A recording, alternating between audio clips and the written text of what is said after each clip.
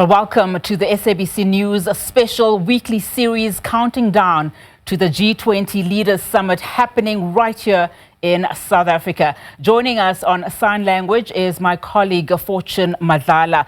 In a first for Africa, South Africa has become the first country on the continent to host the G20 Leaders Summit that will take place this November in Johannesburg. Now, the G20 is the world's premier forum for international economic cooperation. It brings together some of the world's biggest economies, with South Africa standing at the center of this powerful table, not just as host, but as the only African country in the group, and now, of course, as a voice alongside the African Union. In this first episode, we set the stage, unpacking the what, the why, and the who, from power dynamics to shifting alliances. We sift through the hard truths behind the G20. Well, the summit is taking place at the time the world is experiencing some shifts in global geopolitical tectonic plates. Let's take a quick look at what the G20 summit is all about. South Africa is hosting the G20 Leaders Summit in November this year in the midst of geopolitical tensions, rising intolerance, conflict and war, climate change, pandemics, energy and food insecurity, which are all threatening an already fragile global coexistence. South Africa's leadership of the G20 is expected to address these urgent challenges. During its presidency of the G20, Pretoria intends to build partnerships across all sectors of society globally and act in the interest of our shared humanity. And our theme is essentially, the issue of cooperation underpins it. The essence of what we're saying is cooperation is better than containment and competition. The more we work, the more we dialogue, the better we would be able to work together to reach the kind of goals that is required for sustainable development. It is significant that the G20 Leaders Summit in November will be convened for the first time on African soil. Africa is home to some of the world's fastest growing economies, but it faces unique challenges, such as the impact of climate change, development needs and the effects of global trade dynamics. This underscores the need for the African voices to be heard on critical global issues like sustainable development, the digital economy and the shift towards green energy. G20 gives us, as Africans, the moment to put our issues on the global agenda. And I do believe that we've got a cohort of countries in the G20 and those that will be invited who will be willing to listen to Africa's story, to Africa's narrative, which will not only be expressed by South Africa, but by the African Union itself as a member. The nations of the world will be looking to G20 leadership to build consensus among major economies on how to respond to the issues of global significance.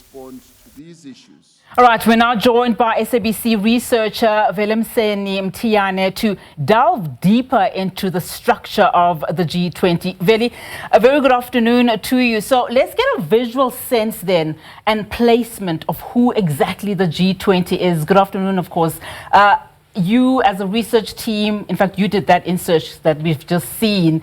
You've really been monitoring developments in as far as the G20 is concerned, of course, as we count down to the summit, the Leaders Summit in November, happening at Nasrec in Johannesburg. Just give us a sense then visually, who are the group of 20? Well, good afternoon to you, Unati, and also good afternoon to the viewers at home. It's exactly 142 days before that much anticipated G20 Leaders Summit to take place in Johannesburg in November. So our first graphic is going to show us who are the G20. G20 are the 19 countries, is made up of the 19 countries, and including two organizations, which is African Union as well as the European Union. I think the first graphic there should be coming up and to show us exactly those countries countries. These are the most powerful economies in the world. As you can see, there's Brazil there, and then there's also Italy, there's Mexico, UK, and there's Russia, Argentina, South Africa, UK, and United States, South Korea, and France, and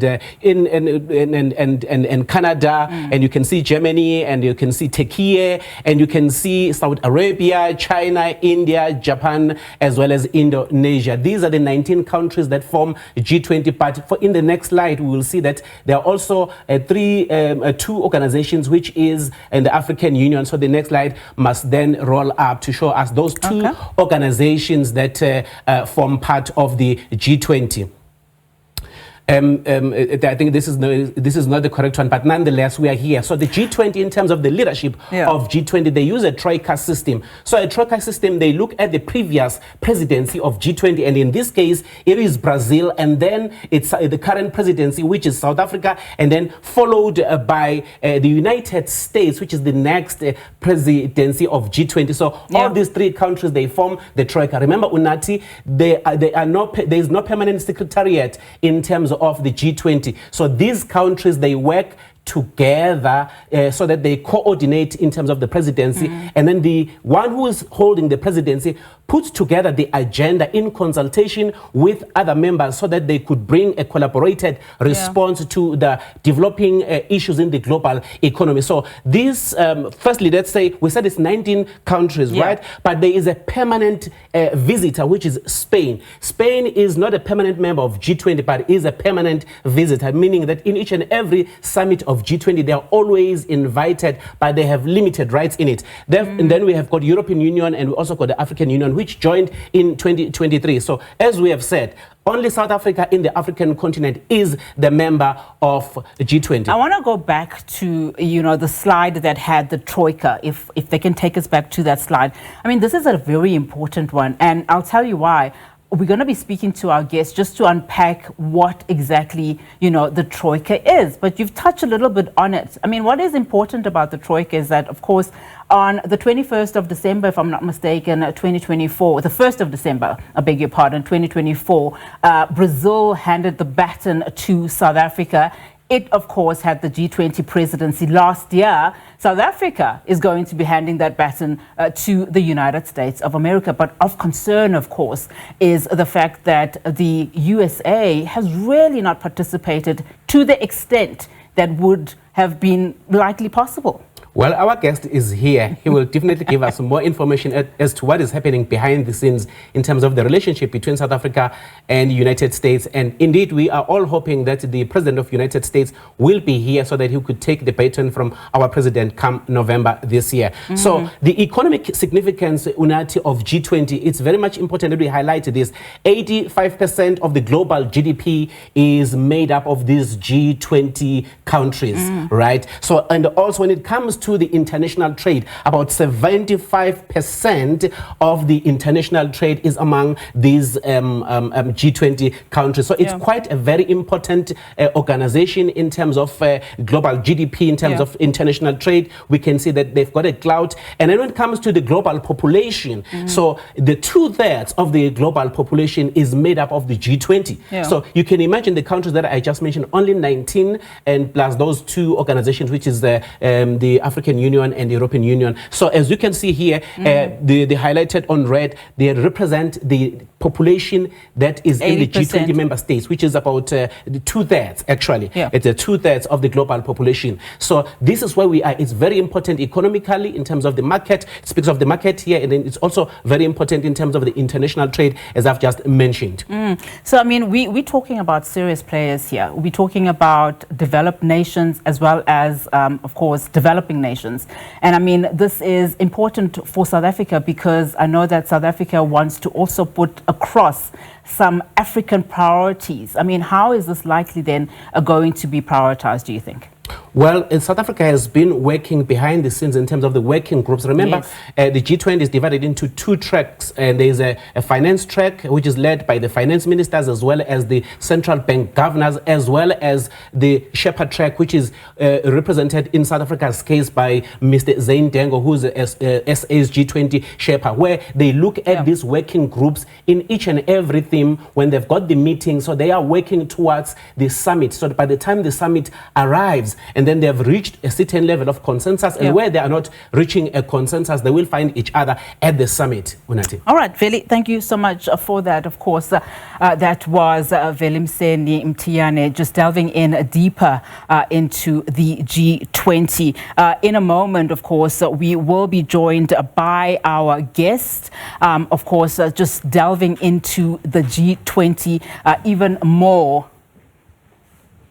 While the G20 initially focused on a broad macroeconomic policy, its scope has since expanded to include governance, finance, the digital economy, education, agriculture, trade, sustainable development, energy transactions, health, climate change, and the environment, of course, etc. So given that, South Africa's theme centers really around solidarity, equality and sustainability, we ask how the country aims to achieve its high-level deliverables and priorities. In fact, we'll be unpacking that momentarily.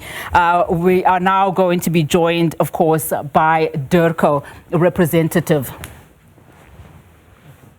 All right, so thank you so much for your time. We're now joined by the Director for Economic Development and the G20's overall project coordinator, Mr. Masocha Mnguni. So a very good afternoon to you, and thank you so much for your time. Of course, this is a special series that we are running here at the SABC, just really counting down to that pivotal Leaders Summit in November.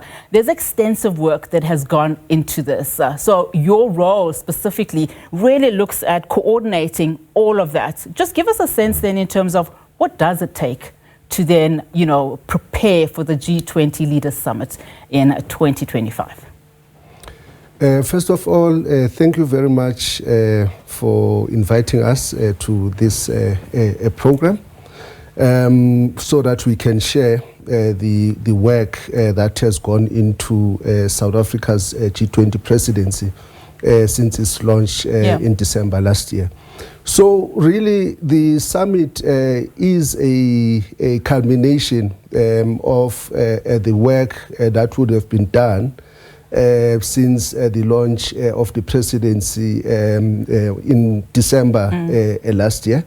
In total, this involves 132 meetings that would have taken place both in the Sherpa track and the finance track.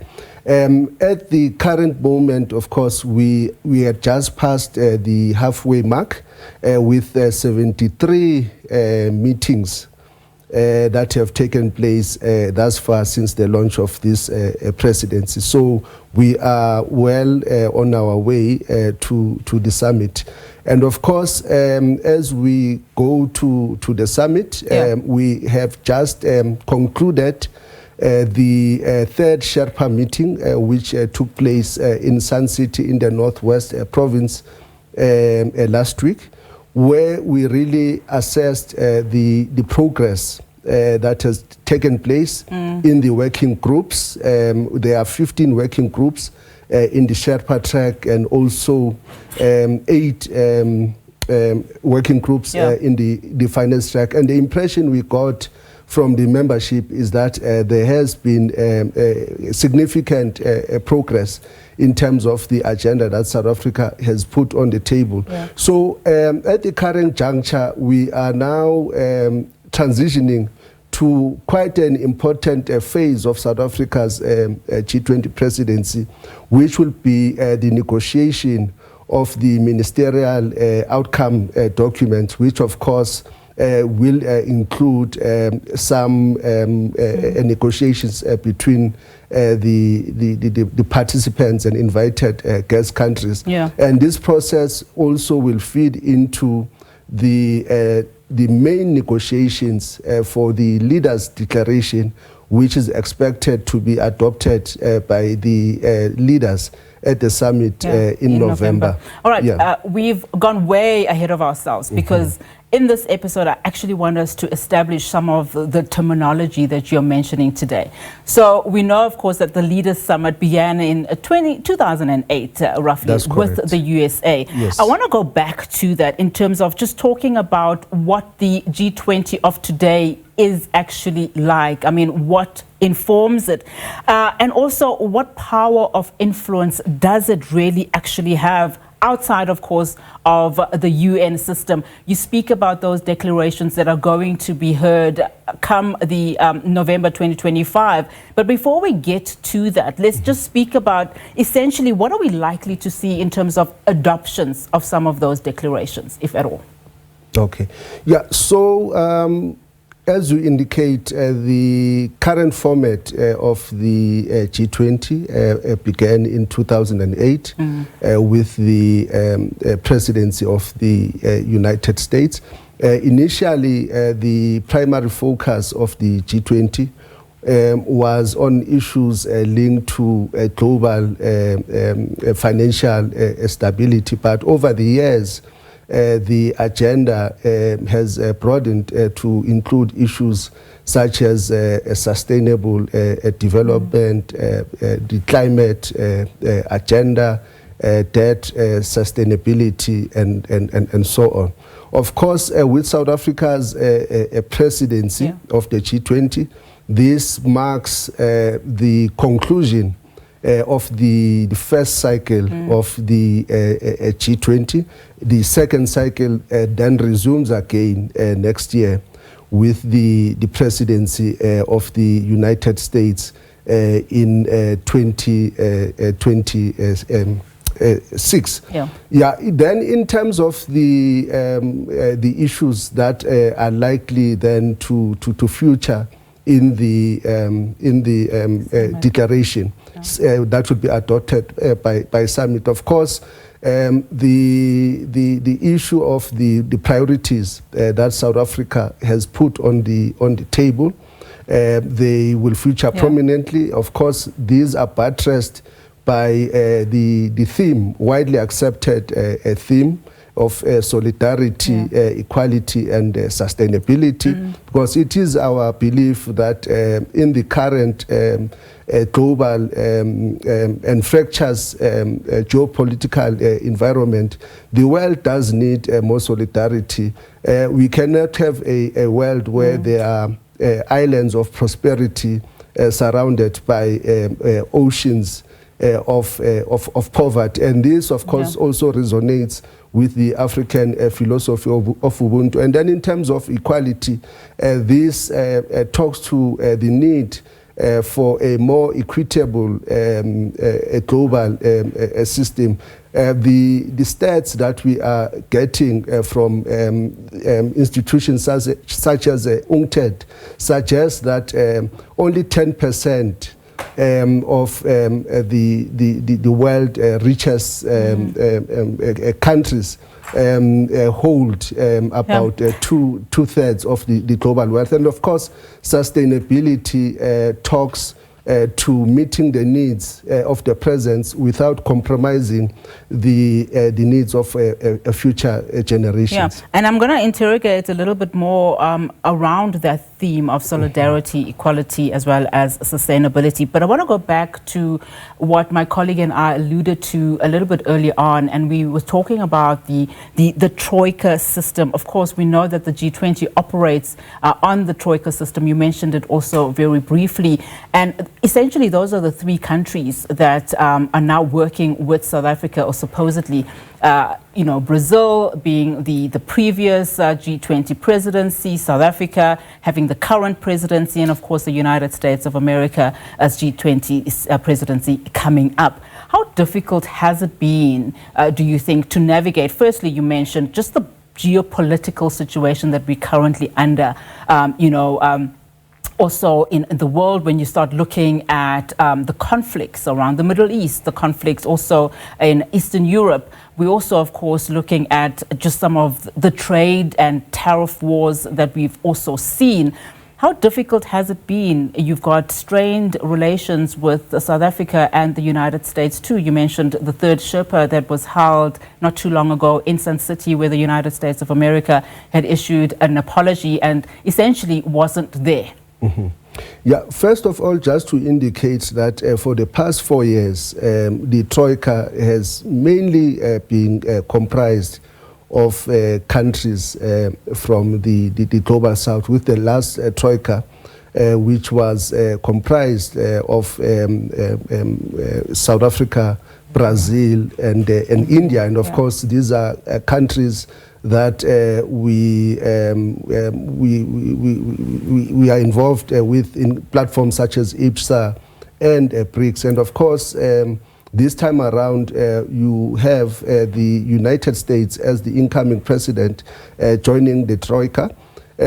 Besides those issues you have alluded to in terms of the challenges, I can say that at a technical level, we have had quite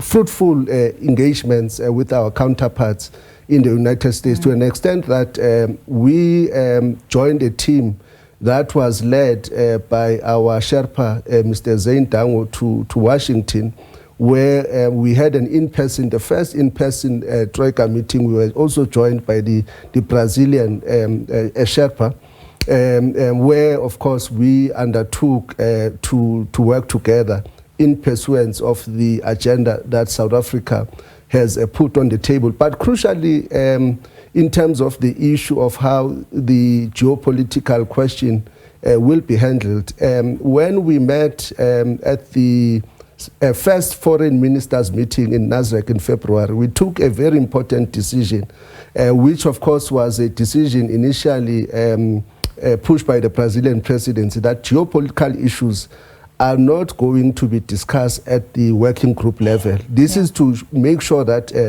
the working groups entirely focus on technical issues. And that is quite important, because the working groups are the bedrock of any G20 presidency. Then coming to the geopolitical issues in terms of how they will be handled, the decision also stated that these issues will only be discussed at a Sherpa, a foreign minister, and leaders level. And when we met in Sun City recently, we did reflect. We had a dedicated session on geopolitics, where, of course, we pronounced ourselves on a number of issues, including one, the need to make the international multilateral system more representative and equitable, the need for the international community to respect international law. Whilst reflecting on the situation in the Middle East, we of course also welcome the ceasefire that was reached between Israel and Iran, and call for the need for dialogue to resolve any conflicts in the world, instead of through military means, which of course is part of South Africa's philosophy. We're fast running out of time. Very quickly, in a few seconds, just explain to South Africans, what are they likely to see at that Leaders Summit in 2025? What should we look out for, particularly as we look at Zain Dango as the Sherpa for South Africa, and how whatever he is shaping up will land ultimately on that final summit table? Okay. Yeah, so it is our intention as the G20 presidency, and this has been a cabinet directive, that South Africa push an ambitious leaders declaration.